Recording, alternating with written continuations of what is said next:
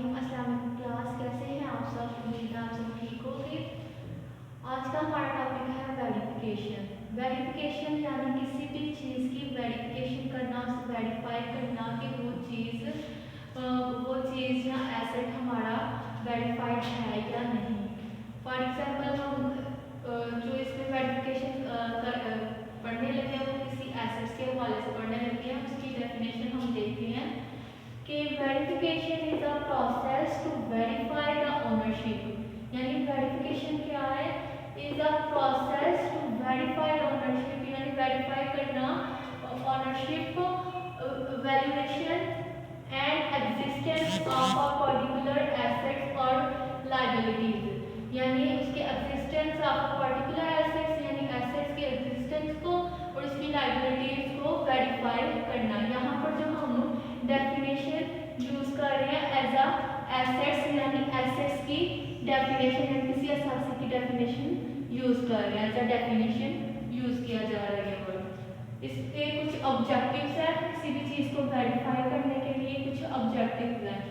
जैसे एक कंपनी है, वो प्लांटिंग मशीन से एक अपनी मशीनरी परचेज करना चाह रही है, लेकिन उसके लिए उसे कुछ वेरिफिकेशंस की ज़रूरत होगी।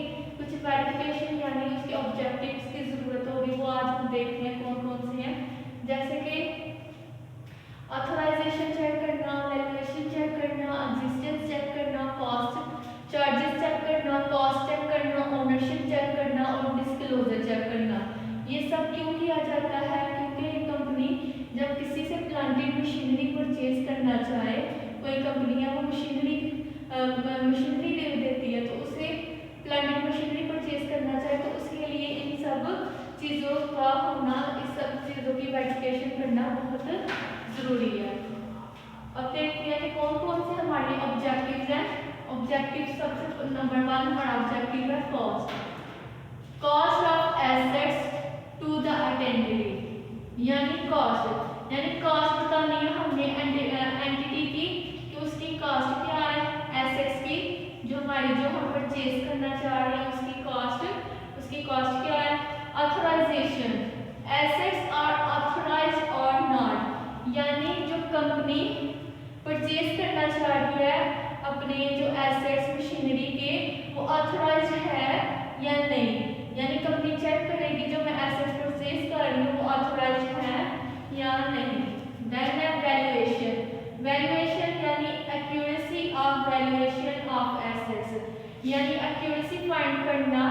वैल्यूएशन यानी उसकी वैल्यू की कि जो हम कंपनी को उस प्लांटिंग मशीन की जो वैल्यू गिव कर रहे हैं वो एक्यूरेट यानी दुरुस्त है, गलत है या नहीं, यानी एक्यूरेसी फाइंड करना। Existence, to ensure that particular assets is existent, ये इंश्योर करना कि जो एसेट हम परचेज कर रहे हैं वो एक्चुअली एग्जिस्टेंस करता है उस कंपनी में, यानी हमारी जो कंपनी में वो एसेट जो है एग्जिस्ट कर रहा है कि हम ऐसे ही उस एसेट्स को परचेज कर रहे हैं। तो ये इंश्योर करना, ये देखना कि हमारा जो एसेट हम परचेज कर रहे हैं वो एग्जिस्टेंस करता भी है, लाइक करता भी है कि नहीं। देन आगे charge, to charge again assets. Sometime companies ने कुछ चार्जेस वगैरह लगाए होते हैं, उसको देखना कि वो चार्ज जो हमारे एसेट्स पे लगा है वो एक्यूरेट है या नहीं, उसके चार्जेस को देखना। Ownership, title of that particular assets, यानी टाइटल यानी सिर्फ टाइटल देना कि ये एसेट जो है पर्टिकुलर जो ओनर है उस पर्टिकुलर एसेट है उसका क्या है, ओनर है। डिस्क्लोजर, यानी डिस्क्लोजर में ये है कि appropriate disclosure of the asset in the book of account. Disclosure में ये है कि हम देखते हैं कि जो हमारा एसेट है उसका डिस्क्लोजर बुक ऑफ अकाउंट्स में है या नहीं, अप्रोप्रिएट यानी बिल्कुल सही है हमारा डिस्क्लोजर। और ये थी हमारी ऑब्जेक्टिव्स की जो हमने ऑब्जेक्टिव बताए कि वेरिफिकेशन के लिए क्या क्या जरूरी है। और ये सब हमने किस लिए किया, एसेट्स। एक कंपनी जब एसेट्स परचेज करती है प्लांटिंग मशीनरी को तो उसको कौन कौन सी वेरिफिकेशन करनी चाहिए, कौन कौन से ऑब्जेक्टिव्स अपनाने चाहिए और वेरिफिकेशन क्या होती है, आज हमने